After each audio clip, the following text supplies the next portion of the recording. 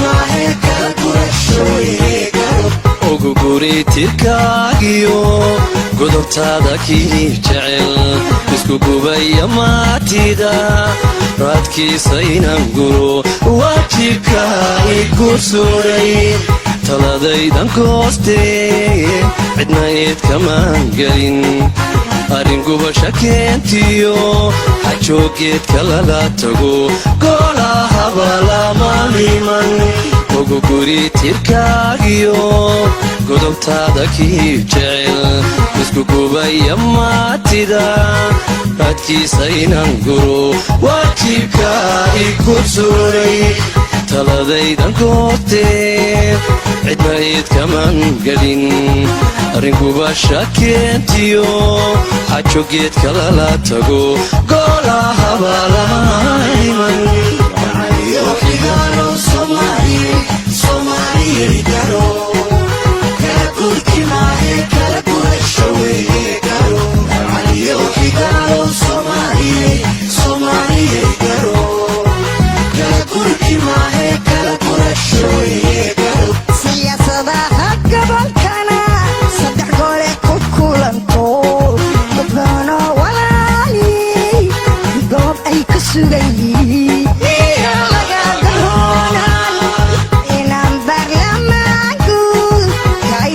السلام عليكم ورحمة الله وبركاته.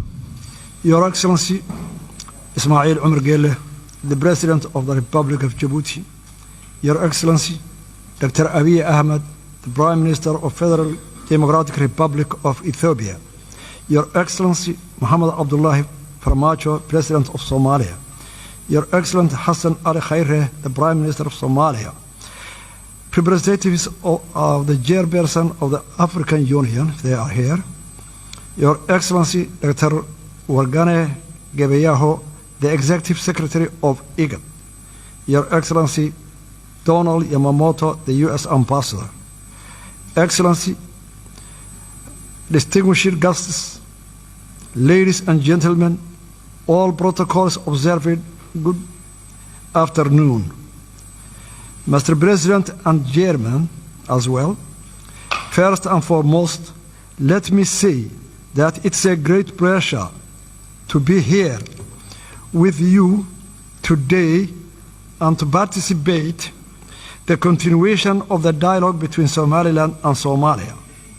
Allow me to extend my sincere appreciation to the regional, continental, and international community for your presence here today to discuss a topic of great importance to the Horn of Africa. Allow me to further thank His Excellency President Ismail Omar Guelleh and the people of Djibouti for their warm and brotherly hospitality in welcoming us in this beautiful country. Though we may be separated by land and sea, nothing will diminish the important role you all play and will continue to play in your efforts to bring peace and stability to the African continent. The region is suffering from a combination of unprecedented challenges, which range from the COVID-19 to environmental and socio-economic issues. Regional cooperation and hegemony is urgently required to steward the vulnerable to more prosperous and stable future. Restarting of these mediation talks with international support is an important factor in securing a more sustainable future in the fulfillment of onerous and worthy duty of building a safe, secure, and stable relationship for the people, for Somaliland and Somalia. Excellencies, allow me to stress the current phase that we are entering is a crucial in shaping the future of the future bilateral relationship between our two neighboring countries. Regional stability and sustainable and prosperous future for the Horn of Africa. However daunting or important such a task is, I remain confident and optimistic that through our and your attention, commitment, hard work, and dedication, we will be able to contribute to the peace and security landscape across the continent of Africa. Excellencies, allow me to present a brief historical background on how we got to where we are today. Republic of Somaliland received its independence from the United Kingdom 26 June 1960. Notification of that independence was duly registered with the United Nations, and 35 countries recognized Somaliland. Somaliland voluntarily united with Somalia 1st July 1960 to form the Somali Republic. The union was not legally binding, as the Act of Union was never formally signed. Therefore, the unification effort fell short of the requirements mandated by domestic and international law. From the beginning, the union malfunctioned as Somaliland people were hugely oppressed. The people of Somaliland expressed their displeasure with the union by overwhelming voting against the new constitution in the referendum held in 1961, and followed full-scale struggle against the Somali Republic. The result in the collapse of Somali Republic in 1991 and the restoration of the independence of the Republic of Somaliland 18 May 1991. Since restoring our independence, Somaliland, with its scarce resources and with limited international support, has embarked on a steady, incremental, and progressive agenda of conflict resolution, peace building, and state building, and established good governance and functioning government institutions. We conducted a constitutional referendum in which 97% of Somalilanders voted to support the constitution and the independence. Somaliland, during that period, has made rounds of multi-party free and fair elections, including 3 rounds of presidential elections, 2 rounds of local council elections, and a parliamentary election. Republic of Somaliland has created a conducive environment that enabled a thriving private sector and an inflow of international investment. Somaliland has played an important role in the peace and security of the region and has been a reliable partner in the fight against terrorism, piracy, human trafficking, money laundering, and other forms of organized crimes. Unfortunately, instead of appreciating all those efforts and contributions made by the Somaliland people for the last 30 years, Somalia was in a constant war against the development of Somaliland, economically, security, investment, and this deepened the mistrust and animosity between the two countries. Ever since Somaliland entered hastily into a voluntary union with Somalia, the Somaliland people has been at the receiving end of injustice, discrimination, and state-sponsored genocide at the hands of the Somali government. Evidence of the widespread war crimes committed against the people of Somaliland has been fully documented by the United Nations Special Rapporteur for Human Rights and forensic team from Physicians for Human Rights and Somaliland War Crime Commission. The acts of genocide perpetrated by the Siad Barre regime and are memorialized in more than 200 mass graves in our country. The mass graves, which are still being unearthed, will forever testify to the crimes against humanity committed by the government of Somalia against the people of Somaliland. Therefore, in approaching this present situation in Somaliland and Somalia, it's necessary to have a proper regard to the past and learn lessons from it.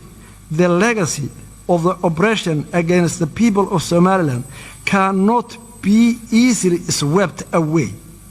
Rather, they must be acknowledged and taken into account when considering Somaliland people's rights to self-determination and independence. The case for Somaliland independence is not unique. This fact is also acknowledged by the African Union mission to Somaliland in 2005. That concluded the situation was sufficiently unique and self-justified in African political history, that the case should not be linked to the notion of Pandora's box. It recommended that the African Union should find a special method of dealing with this outstanding case at the earliest possible date. Furthermore, the 2005 African Union Fact Mission to Somaliland reported that the plethora of problems and confronting Somaliland are in part the legacy of political union with Somalia that malfunctioned and brought the destruction and ruin, thereby overburdening the population of Somaliland.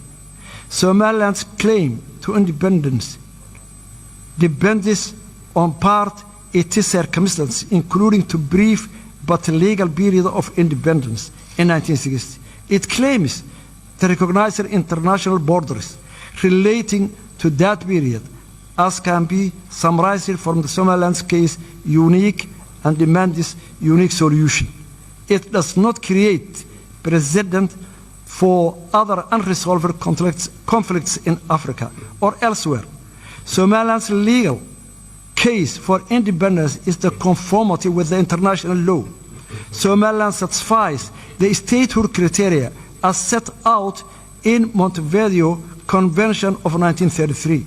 Somaliland fulfills the conditions set out in Article 4P of the Constitutive Act of the African Union, which enshrines respect of borders existing on the achievement of independence, since Somaliland borders correspond to those received upon independence from the Great Britain. Somaliland is fully aware that the African context, the exercise of the right to self-determination is linked to the principle of respect for respecting boundaries. Somaliland's case for independence involves restoring borders of it possessed both as a colonial entity as an independent state. Between 1991 and 2000, the Organization of African Union considered to the break-up of two other unions. In 1989, Senegal opted to terminate its 7-year merger with Gambia as Senegambia Federation, and 1993, Eritrea formally seceded from Ethiopia. Furthermore, in supporting the Comprehensive Peace Agreement signed in 2005 and subsequently independence of South Sudan and its admission to the African Union, the African Union has accepted the break-up of Southern Sudan. The International Court of Justice, in its legal opinion on Kosovo, declared in 10-4 vote that the declaration of independence of Kosovo of the 17th February 2008 did not violate general international law because the international law provides no prohibition on declaration of independence. Furthermore, the Arbitration Commission of Peace Conference to Yugoslavia produced a series of opinions on the validity of new states' claim to independence and conditions for recognition. The Commission determined inter alia the break-up of Yugoslavia was a case of dissolution rather than cession. Somaliland's pursuit of independence is not a case of cession, but rather dissolution of voluntary union between independent states. A number of African Union member states are also the product of failed union. Mali, Senegal, Gambia, and Egypt have all withdrawn from unions with their borders intact. The African Union has also accepted the independence of territories never previously enjoyed full sovereignty. Following the failure of the unity government, Republic of Somaliland exercised its inherent right to self-determination, which are consistent with the preamble of the United Nations 1948 Universal Declaration of Human Rights. Somaliland has long argued that Somali Republic was two united countries. The failure of the unity government provided adequate ground to the restoration of our independence. We believe in that the key to sustainable and peaceful future lies in the honest and sincere dialogue between Somaliland and Somalia under the auspices of neutral and impartial international mediation mechanism and a guarantor. Somaliland remains committed to peaceful coexistence with Somalia. However, Somaliland insists in that the dialogue should be a two-state process with a substantive agenda that addresses the core issues of the dispute. Today, how can we proceed to this dialogue if the previously signed agreements in London, Istanbul, Accra, and Djibouti were not implemented yet. We cordially propose that a serious mediation mechanism and a guarantor should be in place for this new round dialogue. We thank Somalia for their sincere apology to the horror of yesteryear committed in Somaliland. The current generation of Somalia was, of course, not responsible for what the previous generations did, but it is acknowledgement of the wrongdoings of previous generation is significant and heartfelt appreciated by all Somalilanders. But with acknowledgement also comes responsibility. Responsibility for the damage that horror caused. Words are not enough. Again, words are not enough. The horror of the past requires more than words. It requires actions. The act of recognizing and supporting the independence of Somaliland would go a long way to heal the wounds of the past and enable our states to embrace each other in our independent but closely interwoven futures. I am confident that we can build a bright future together as a brotherly, neighboring nations and for our own people and our region. Thank you very much.